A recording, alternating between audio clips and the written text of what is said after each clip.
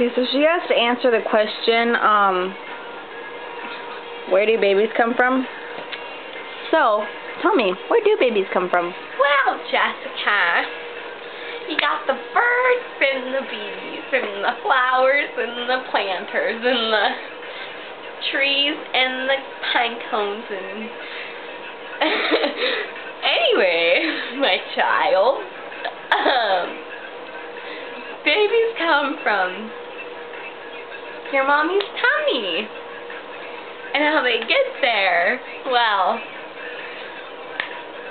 that's a long story. We've got time. We've got 20 minutes. You see, there's this stork.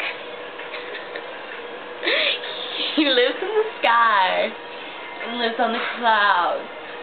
And he has babies in the clouds. Who knows where he gets them? But when you have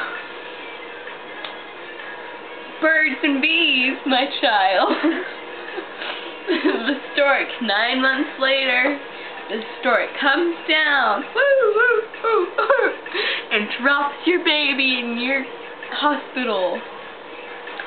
And you have a magnificent stork-brought baby, thanks to the birds and the bees. Ah!